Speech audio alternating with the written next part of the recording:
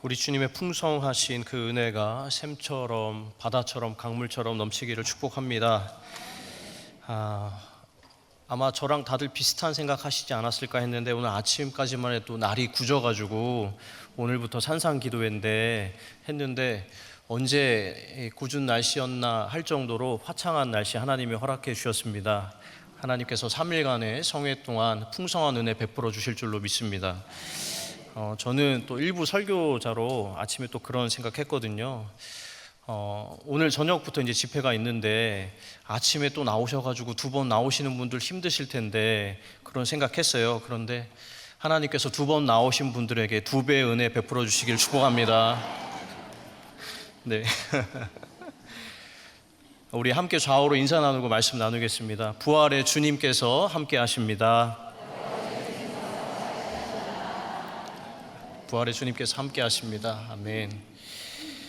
오늘은 우리 모두에게 익숙한 본문이죠. 성전 미문에서 구걸하던 나면서부터 안진뱅이였던 사람의 이야기로 하나님의 은혜를 나누도록 하겠습니다.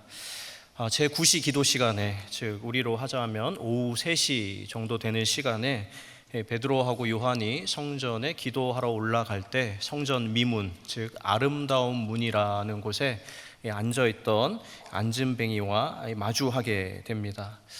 그래서 찰나의 시간이지만 베드로와 그 안진뱅이 사이에 교감이 있었고요. 그 다음에 짧은 대화가 오고 가게 되는데 우리 그 중에 읽은 본문이지만 4절, 5절, 6절 말씀을 같이 한번 다시 읽어보도록 하겠습니다. 4절, 5절, 6절 말씀입니다. 함께 읽습니다. 베드로가 요한과 더불어 주목하여 이르되 우리를 보라 하니 그가 그들에게 무엇을 얻을까 하여 바라보거늘 베드로가 이르되 은과 금은 내게 없거니와 내게 있는 이것을 내게 주노니 나사렛 예수 그리스도의 이름으로 일어나 걸으라 하고. 아멘. 이 베드로가 안진뱅이였던 사람에게 건넸던 이 짧은 문장 안에는요, 우리가 생각해 봐야 하는 중요한 몇 가지가 담겨 있는데 그 중에 우리가 먼저 생각해 봐야 할 것은 이 베드로가 안진뱅이를 향해서 나사렛 예수 그리스도의 이름으로 일어나 걸으라 라고 말했을 때 이 베드로 자신이, 베드로 스스로가 이 나사렛 예수 그리스도를 어떻게 생각하고 있었는가 하는 부분을 생각해 봐야 합니다. 무슨 이야기인가 하냐면 예를 들어서 설명을 드려보겠습니다. 만약에 여러분에게 전도 대상자가 있어서 주일날 교회로 모시고 오게 되었는데 그분에게 예를 들어서 위임 목사님을 소개해 드린다고 하면은 아마 위임 목사님 떠올리실 때 먼저 생각나는 부분들이 있을 겁니다. 우리 교회 위임 목사님이신데 성함은 김운성 목사님이십니다. 말씀을 얼마나 잘 전하시는지 모르겠어요. 그런데 부산에서 30년 동안 목회하다가 오신 분이래요. 아마 이런 내용들 목사님 생각하시면은 먼저 떠오르는 중요한 내용들이 있으실 거다라는 겁니다. 자, 여러분, 그런데 베드로가 나면서부터 안진뱅이였던 사람에게 나사렛 예수 그리스도의 이름으로, 그것도 얼굴 보자마자, 눈빛이 마주치자마자 다짜고짜 나사렛 예수 그리스도의 이름으로 일어나 걸으라 라고 얘기했는데 그때 베드로 안에 예수 그리스도 하면서 동시에 떠올랐던 중요한 내용이 있었을 거다라는 겁니다. 당시 상황을 조금 더 생각해 보겠습니다. 이 베드로와 안진뱅이 사이에 시선이 마주칩니다. 그런데 눈빛을 마주치자마자 말씀드린 대로 나사렛 예수 그리스도의 이름으로 일어나 걸으라 라고 이야기하게 되죠. 여러분 어떠신지 모르겠는데 저는 이 대목을 볼 때마다 사실 조금 위축되는 그런 느낌을 받습니다. 왜냐하면 제가 목사이긴 하지만 베드로처럼 저렇게 보자마자 담대하게 선포할 수 있을까 하는 생각이 들 때가 있기 때문입니다. 솔직하게 말씀드려서 제가 이렇게 선포했는데, 이렇게 기도했는데 일어나지 못하면 어쩌지 하는 생각이 들 때가 있다라는 겁니다. 그런데 베드로는 달랐습니다. 앉아있던 안진뱅이를 보자마자 예수 그리스도의 이름으로 일어나 걸으라고 담대하게 선포했습니다. 그러면 베드로에게 있어서 그가 전한 예수 그리스도의 이름이 어떤 이름이었길래, 그 마음에 품고 있던 예수 그리스도가 어떤 예수 그리스도였길래 이 안진뱅이를 보자마자 아무런 망설임 없이, 어떠한 주저함도 없이 저 같은 사람은 감히 상상도 못했을 이 얘기를 담대하게 확신에 차서 전할 수 있었는가 하는 이야기입니다. 여러분에게 결론부터 말씀을 드리자면, 베드로가 전한 예수 그리스도, 한치의 망설임도 없이 선포했던, 일어나 걸으라 라고 말했던 그 예수 그리스도는요, 부활하신 예수 그리스도, 죽음과 사망의 권세를 깨트리고 다시 사신 예수 그리스도였습니다. 여러분, 오해가 없으시길 바라는데, 예수님께서 이 땅에 오신 이유는요, 단순히 십자가를 지시기 위한 것은 아니었습니다. 예수님께서 이 땅에 오신 이유는요, 십자가에 죽으시기 위한 것을 넘어서서 십자가에 달리사 3일 만에 부활하기 위해서 이 땅에 오신 줄로 믿습니다. 예수님의 최종 목적지는 십자가가 아니라 부활이었다라는 것입니다. 이에 대해서 예수님이 직접 하셨던 말씀을 같이 한번 확인해 보겠습니다. 마태복음 16장 21절인데요. 우리가 함께 읽어보겠습니다. 예수님께서 이 땅에 오신 이유를 제자들에게 밝히셨던 대목입니다. 함께 읽습니다. 이때로부터 예수 그리스도께서 자기가 예루살렘에 올라가 장로들과 대제사장들과 서기관들에게 많은 고난을 받고 죽임을 당하고 제3일에 살아나야 할 것을 제자들에게 비로소 나타내시니. 예수님께서 제자들에게 이 땅에 오신 이유를 직접 밝히셨는데, 이 땅에 오신 이유는 고난을 받고 죽임을 당하고 그리고 제3일에 살아나기 위해서다라고 말씀하셨습니다. 말씀드린 대로 예수님의 최종 목적은 십자가가 아니라 부활하시기 위해서 저하고 여러분 가운데, 이 세상 가운데 찾아오셨다라는 겁니다. 여러분, 승천하신 이후, 예수님께서 승천하신 이후에요, 베드로 안에는 예수님에 대한 다양한 기억과 다양한 이해들이 있었습니다. 예수님 하면 떠올랐던 장면들이 있었을 것이다 라는 이야기죠. 이 보리떡 5개하고 물고기 2마리로 5,000명을 먹이셨던 분, 풍랑이는 바다를 말씀으로 잠잠하게 하셨던 분, 물에 빠져가는 자신을 건져내 주셨던 분, 귀신 들린 자를 고쳐주시고 죽은 자를 살려내신 분, 직접 겸손의 모양새를 취하사 자신의 발을, 제자들의 발을 닦아주신 분. 이처럼 베드로에게는요, 예수님에 대한 다양한 기억들, 이해들이 있었겠지만, 무엇보다도 당시 베드로의 마음을 가득 채우고 있던 나사렛 출신 예수 그리스도는 죽음을 이기고 다시 사신, 부활하신 예수 그리스도였기 때문에 다시 사신 그분이 누구든 다시 살리실 수 있는 분이라는 믿음이 있었기 때문에 부활하신 그분의 이름으로 일어나 걸으라고 안진뱅이를 향해서 선포했다라는 것입니다. 그런데 여러분도 잘 아시겠지만, 베드로를 비롯해서 초대교회 성도들이 예수님의 부활을 집중하고 부활에 주목했다라고 하긴 하지만, 당시 성도들에게 십자가가 없었던 것은 아닙니다.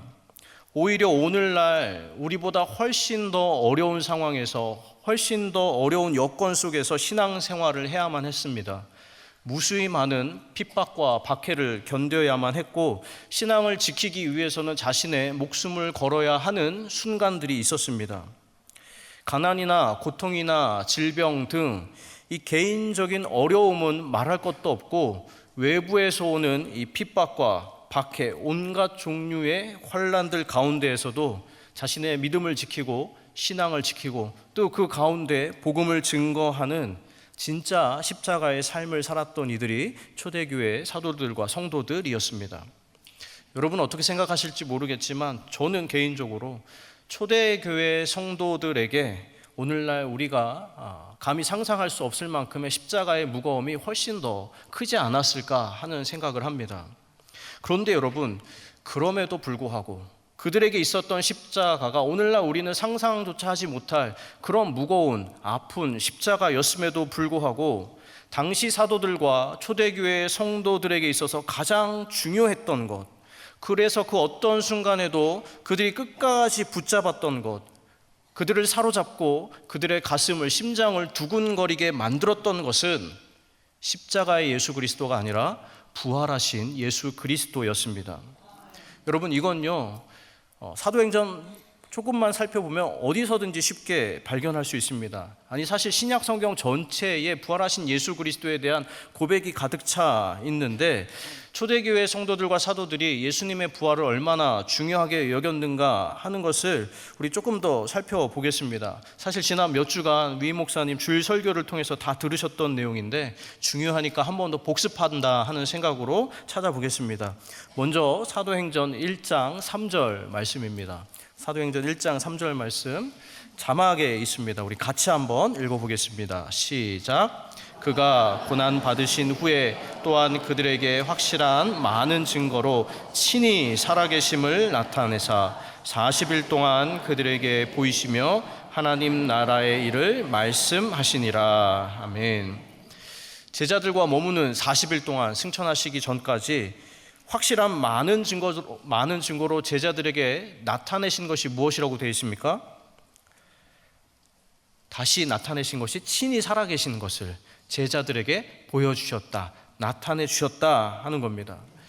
제자들과 이 땅에 머무는 40일 동안 예수님 부활하심을 제자들에게 명백하게 드러내시고 나타내신 거예요. 그걸 확인시켜 주신 겁니다. 가슴에 새겨질 정도로 예수님께서 40일을 그렇게 보내셨다라고 본문은 기록하고 있습니다. 그리고 사도행전 1장 22절 말씀입니다. 1장 22절 말씀도 함께 읽겠습니다. 항상 우리와 함께 다니던 사람 중에 하나를 세워 우리와 더불어 예수께서 부활하심을 증언할 사람이 되게 하여야 하리라 하거늘. 이 말씀도 잘 하시는 말씀이죠. 가룟 유다의 빈 자리를 채우기 위해서 새로운 사도를 세우는데 몇 가지 중요한 기준이 있었습니다. 그런데 그 중에 가장 중요한 기준이 무엇이었습니까? 우리와 함께 예수 그리스도의 부활을 증언할 사람을 찾자라는 거였습니다. 여러분, 예수님이 어떻게 십자가에 달려 죽으셨는지를 증언할 사람이 아니라 그 죽음 뒤에 예수님께서 부활하셨다라는 사실을 증언할 사람을 찾았다라는 부분입니다. 그리고 여러분, 바로 이번 주일이었죠. 위임 목사님께서 설교하신 본문인데, 베드로가 수천 명 사람들 앞에서 설교를 하는 대목입니다. 그 설교의 끝에 있는 부분인데 2장 32절입니다. 사도행전 2장 32절 끝에 부분만 한번 읽어보겠습니다. 제가 읽겠습니다. 이 예수를 하나님이 살리신지라 우리가 다 이 일의 증인이로다. 아멘. 예수님의 제자들, 사도들과 그 제자 무리들 공동체 전체가 다시 사신 예수 그리스도의 부활을 증언하는 증언 공동체다라고 이야기하는 겁니다. 이처럼 사도들과 초대교회 그리스도인들이 붙잡고 선포하고 자랑했던 것은 우리를 너무나 사랑하셔서 우리 죄를 대신해서 십자가에 달려 죽으신 예수 그리스도가 아니라 우리를 너무 사랑하셔서 십자가에 달리셨지만 우리에게 참 생명을 허락해 주시려고 3일 만에 부활하신 예수 그리스도였습니다. 여러분 잘 아시는 것처럼 사도 베드로는 제대로 된 교육을 받아본 적이 없는 사람이었습니다. 그럼에도 불구하고 수천 명의 사람 앞에 서서 당당하게 나서게 되었습니다. 전혀 위축되지 않았고 전혀 거리낌 없이 말씀을 전했습니다. 여러분 이게 어떻게 가능했는지 아십니까? 베드로가 경험했던 예수 그리스도의 부활이 진짜였기 때문입니다. 사실이었기 때문입니다. 실제로 자기가 겪은 일이다 보니까, 자기가 본 일이니까, 자기가 경험한 일이니까 아무리 많은 사람들이 모여 있다고 할지라도 그 앞에 서서 주저함 없이 예수 그리스도의 부활을, 자신이 경험한 그 사실을 담대하게 전할 수 있었던 겁니다. 여러분 한번 생각해 보시길 바랍니다. 만약에 여러분도 여러분이 알고 있는 누군가가 죽었는데 다시 살아나게 된다면 당연히 그 일을 말하지 않겠습니까? 그런 일을 직접 경험하게 되면요, 말하지 않을 수 없는 겁니다. 오히려 흥분해가지고 여기저기 잔뜩 벅차오르는 감정으로 그 일을 끊임없이 이야기하고 다니게 될 겁니다. 그런데 심지어 예수님은요, 십자가에 달려 죽으시기 전에 내가 십자가에 달려 죽을 것이지만, 죽게 될 것이지만 3일 만에 다시 부활할 것이다 라고 제자들에게 예고를 해주셨습니다. 약속을 하셨습니다. 그리고 주님께서 하신 그 약속대로 부활하셨기 때문에 이 모든 일의 전후 사정을 다 알고 있던 베드로와 사도들은요, 자신들이 경험했던 일이 진짜이기 때문에 사람들 앞에서 담대하게 예수 그리스도의 부활하신 예수 그리스도를 전할 수 있었다라는 이야기입니다. 여러분, 당시 초대교회 그리고 성도들과 사도들에게는 휘황찬란한 건물도 없었고, 그리고 수백억의 재산도 없었고, 물질도 없었고, 또 수만 명의 성도들도 없었지만, 여러분, 그들 가운데 너무나 분명하게 있었던 것이 한 가지 있습니다. 그것이 무엇입니까? 부활하신 예수 그리스도에 대한 믿음, 부활 신앙이 있었습니다. 예수님께서 약속하신 대로 죄와 사망의 권세를 깨뜨리시고 몸소 다시 사셨다는 예수 그리스도에 대한 이 부활에 대한 확실한 믿음, 이 믿음이 있었기 때문에 그 부활 신앙으로 인해서 끊임없이 밀려 들어오는 환난과 박해, 십자가를 감당하고 또 거대한 제국, 로마 제국을 결국은 이기고 죽음에 대한 두려움마저도 이기고, 그리고 자신들이 가난하고 연약한 중에도 나누고 베풀고 복음을 전하는 이타적인 삶을 살았는데, 초대교회 성도들, 초대교회 사도들이 그렇게 할 수 있었던 이유는 그들 안에 너무나 분명한 부활 신앙이 있었기 때문이다라는 것입니다. 여러분, 예수님의 부활이 얼마나 중요한 것인가, 사실은 얼마나 근원적이고 궁극적인 것인가 하는 것에 대해서 예수님이 직접 하신 말씀이 있습니다. 우리 그 말씀도 같이 한번 찾아서 읽어보도록 할 텐데, 마태복음 12장 38절 39절입니다. 자막을 보시고 우리 함께 읽어보도록 하겠습니다. 함께 읽습니다. 시작. 그때에 서기관과 바리새인 중 몇 사람이 말하되, 선생님이여 우리에게 표적 보여주시기를 원하나이다. 예수께서 대답하여 이르시되, 악하고 음란한 세대가 표적을 구하나 선지자 요나의 표적 밖에는 보일 표적이 없느니라. 아멘. 여러분, 복음서 내용을 잘 아시겠지만 예수님께서 이 땅에 오셔서 무수히 많은 기적을 나타내 보여주셨습니다. 그리고 그 기적들로 인해서 많은 사람들이 예수님께 몰려들었습니다. 그런데 그 가운데 서기관과 바리새인 같은 사람들은 예수님의 신분과 정체를 확인하려고 또 다른 기적을 요구했습니다. 그런데 예수님께서 그 서기관들, 바리새인들 향해서 말씀하시는 겁니다. 악하고 음란한 세대가 표적을 구하지만 내가 보여줄 것은 요나의 표적밖에 없다라고 말씀하셨습니다. 그런데 여러분, 한번 생각해 보시길 바랍니다. 당시 예수님께서 나타내 보여주신 기적과 이사, 표적이 얼마나 다양했습니까? 얼마나 많았습니까? 죽은 자 살리시고, 무리를 걸으시고, 바람과 바다를 잔잔하게 하시고, 오병이어 기적으로 5천 명을 넘게 먹이셨습니다. 그럼에도 왜 예수님은 내가 너희에게 보여줄 기적, 표적은 요나의 표적밖에 없다고 하셨을까? 성경에는, 복음서에는 예수님께서 보여주신 수많은 기적들이 있는데 왜 보여줄 기적이 요나의 기적, 요나의 표적밖에 없다고 하셨을까 생각해 봐야만 합니다. 여러분, 그것은요, 예수님께서 물 위를 걸어가시는 것이 저하고 여러분에게는 기적이고, 마른 떡 5병이요, 마른 떡 5개와 물고기 2마리로 5천 명 넘게, 4천 명 넘게 먹이셨던 것도 우리에게는 놀라운 기적이지만, 예수님 보시기에 진짜 기적이라고 할 만한 것, 가장 본질적인 기적, 가장 근원적인 궁극적인 기적은 딱 하나라는 겁니다. 그게 어떤 기적입니까? 요나의 기적. 요나가 물고기 뱃속에서 3일 만에 살아나와서 니느웨 사람들에게 회개를 전했더니 그들이 구원받았다라는 그 내용처럼, 예수님께서 십자가에 죽으셨지만 3일 만에 부활하신 것, 그래서 죄와 사망과 어둠의 권세를 깨뜨리신 것, 부활하신 것, 그래서 모든 믿는 이들에게 영생을 선물로 주신 이 기적이야말로 사실은 유일한 기적, 궁극적인 기적이다라는 말씀인 것입니다.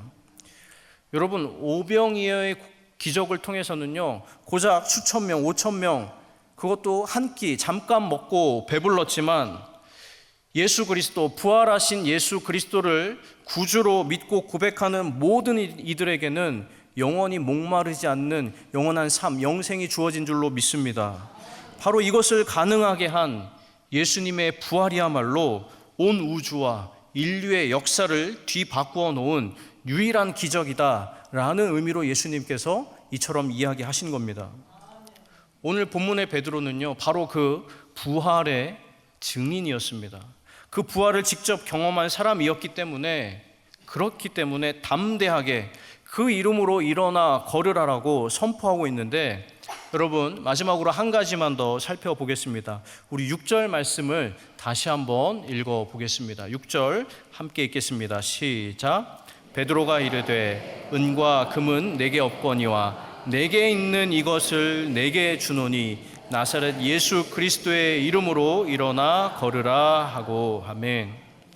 여러분, 이 6절 안에서 저하고 여러분이 주목해서 봤으면 하는 것은 베드로가 내게 있는 것으로 내게 주노니 라는 구절입니다. 여러분, 베드로가 내게 있는 것, 즉 나에게 있는 것, 내가 가진 것이라고 표현하는데 이 표현은 굉장히 중요합니다. 내게 있는 것, 이것이 무슨 뜻입니까? 말 그대로 베드로 자신이 실제 소유하고 있다는 뜻입니다. 우리 외투 주머니에 또는 우리 가방에 무언가가 실제로 들어있는 것처럼 베드로 자신이 실제로 소유한 것이 있는데 내가 실제로 소유했기 때문에 그것을 당신에게 나누어 줄 수 있다는 것인데, 베드로가 소유한 것이 무엇이었습니까? 나사렛 예수 그리스도의 이름, 정확하게 말해서 3일 만에 부활하신 예수 그리스도의 이름을 소유했다고, 즉 자신은 부활하신 예수님을 소유한 사람이라고 소개하고 내가 가졌으니 당신에게도 나누어 주겠소 라고 담대하게 선포하는 겁니다.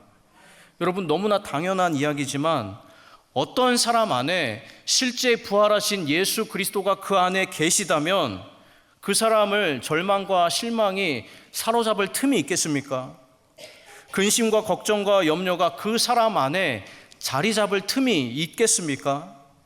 내가 소유한 분이 죄와 죽음과 사망을 이기신 분인데 그분을 내가 진짜로 소유하고 있다면, 내가 가지고 있다면 그 사람 안에 생명이 있고 기쁨이 있고 담대함이 있고 생기와 평안이 넘치는 것이 당연한 것 아니겠습니까? 베드로는 부활하신 그 예수 그리스도를 실제로 소유한 사람이었기 때문에 아무런 거리낌 없이 주저함 없이 그 이름으로 일어나 걸으라고 안진뱅이를 향해서 선포할 수 있었던 겁니다. 여러분, 바로 이 부분입니다. 신앙의 가장 본질적인 차이는 바로 여기서 비롯되는 겁니다. 그 사람 안에요, 부활하신 예수 그리스도가 있고 없고의 차이, 그 공동체 안에 부활하신 예수 그리스도가 계신가 안 계신가의 차이가 신앙의 결정적 차이를 만든다라는 겁니다. 그러면 여러분, 오늘날 우리는 어떻습니까? 이 부활하신 예수님, 부활하신 주님과 우리는 어떤 관계에 있습니까? 지금 저하고 여러분이 예배하고 있는 주님은요, 여전히 겟세마네 동산에서 고뇌하고 계시는 주님이십니까? 여전히 십자가에 달려 고통받고 계시는 주님이십니까? 아닙니다. 지금 저하고 여러분이 예배하고 있는, 우리가 믿고 의지한다고 고백하는 그 주님은요, 다시 살아나사 부활하신 하나님, 지금도 살아계신 예수 그리스도이십니다. 우리가 예배하는 예수 그리스도는 부활하신 예수 그리스도이십니다. 여러분, 너무나 당연한 이야기이지만 예수 그리스도의 십자가 사건은요 2000년 전에 이미 완료되었습니다. 예수님의 십자가 사건은요 단회적 역사적 사건으로 이미 완성이 되었습니다. 쉽게 말해서 과거 완료형입니다. 그러나 예수 그리스도의 부활은요 현재 진행형입니다. 2000년 전 부활하신 예수님은 그때부터 지금까지 언제나 부활하신 예수 그리스도로, 언제나 살아계신 하나님으로 저하고 여러분 가운데 함께 계시는 줄로 믿습니다. 베드로는요 바로 그 부활하신 예수 그리스도를, 그분의 이름을 내 것이라고, 내가 소유했다고, 그래서 내가 가졌기 때문에 당신에게 나누어 줄 수 있다고, 그 이름의 능력으로 일어나 걸으라고 담대하게 선포했습니다. 하나님 사랑하시는 성도 여러분, 바라기는 저하고 여러분도 그 이름을 소유하게 되기를 주님의 이름으로 축원합니다. 그래서 우리도 베드로처럼 그 이름을 내 것이라고 말하게 되고, 나는 음도 없고 금도 없지만 내게는 부활하신 예수 그리스도가 계십니다 라고 말하고 고백하게 되기를 주님의 이름으로 축원합니다. 여러분, 저하고 여러분이 그리스도인인데, 그리스도인이 이 세상에서 소유해야 하는 것이 딱 한 가지가 있다면 그것은 돈도 명예도 성공도 이력도 경력도 아닙니다. 우리가 예수 그리스도를 구주로 믿고 고백하는 사람이기 때문에 반드시 가져야만 하는 것이 한 가지 있다면 그것은 부활하신 예수 그리스도의 이름인 줄로 믿습니다. 부디 우리 함께 그분의 이름을 소유하게 되기를 소망합니다. 부활하신 그분이 우리 안에 생생하게 살아 계시기를, 그 경험을 하게 되기를 주님의 이름으로 축원합니다. 그래서 우리도 베드로처럼 누군가에게 거리낌 없이 우리가 가진 그분의 이름을 나누어지고 그분의 이름으로 일어서라고 그렇게 담대하게 선포할 수 있게 되기를 소망합니다. 말씀을 정리합니다. 여러분, 이 세상은요, 죽고 죽이는 문화로 가득 차 있습니다. 마치 하얀 천을 검은 물감이 풀어진 물에 담으면 그 천이 금방 검게 물들어지는 것처럼 죽고 죽이는 문화가 급속도로 이 세상 가운데 퍼져가고 있습니다. 이런 세상을 살고 있는데 그 한가운데에서 저하고 여러분은 그리스도인으로 살아가고 있습니다. 여러분, 이런 시대, 이런 문화, 이런 세상에서 우리가 그리스도인으로 살아간다는 것은 무엇을 의미합니까? 타인의 고통에 공감하지 못하는 시대, 이 마약과 같이 극단적 쾌락에 허우적거리는 시대, 힘의 논리가 지배하고 내가 살기 위해서는 남을 밟아야만 하는 시대, 극단적인 분열과 갈등 속에서 끊임없이 상대를 불신하는 시대, 지금도 처참한 전쟁의 포성이 들려오는 이 시대에서 그리스도인으로 불리는 우리는 어떻게 살아야 됩니까? 여러분, 꼭 기억하시길 바랍니다. 부활하신 예수 그리스도께서 저하고 여러분을 살려주셨습니다. 그렇기 때문에 저하고 여러분도요, 부활하신 그분의 이름으로 죽이고 해하고 상처 주는 사람이 아니라 살리고 회복시키고 일으켜 세우는 삶을 살아야만 합니다. 부활하신 예수 그리스도의 이름이 저하고 여러분의 육체와 마음과 심령과 영혼을 살려주셨듯이 우리도 죽이고 해치고 상하게 하는 삶이 아니라 사람을 살리고 세상을 살리고 관계를 살리고 영혼을 살리고 무너진 것을 다시금 일으켜 세우는 삶을 살아야만 합니다. 부디 부활하신 예수 그리스도의 이름이 저하고 여러분의 더 선명하게 자리매김함으로 인해서 이와 같은 살리는 역사, 회복시키는 역사, 생명의 역사가 저하고 여러분의 삶을 통해서, 우리 공동체를 통해서 다시 한번 나타나게 되기를 우리 주님의 이름으로 간절히 축원합니다. 기도하겠습니다. 살아계신 주님, 지금도 저희 가운데 살아계셔서 함께 하시며 저희 예배를 받으시는 부활하신 주님을 송축합니다. 주님, 베드로는 은도 없고 금도 없고 아무것도 없었습니다. 그러나 베드로 안에 부활하신 주님이 계셨기 때문에, 그 이름이 다시 살게 하는 이름이었기 때문에 안진뱅이를 보자마자 예수 그리스도의 이름으로 일어나라 담대하게 선포하였습니다. 주님, 저희도 부활하신 주님의 이름을 제가 가졌습니다. 부활하신 주님이 제 안에도 계십니다. 그 이름을 당신에게 나누어 주겠습니다. 베드로처럼 담대하게 말할 수 있도록 살아계신 주님, 저희 안에 더욱 분명하게 계셔 주시옵소서. 그래서 그 이름으로 살리고 회복시키고 일으켜 세우는 생명의 삶을 살게 하여 주시옵소서. 살아계신 하나님, 부활하신 예수 그리스도의 이름으로 간절히 기도드립니다. 아멘.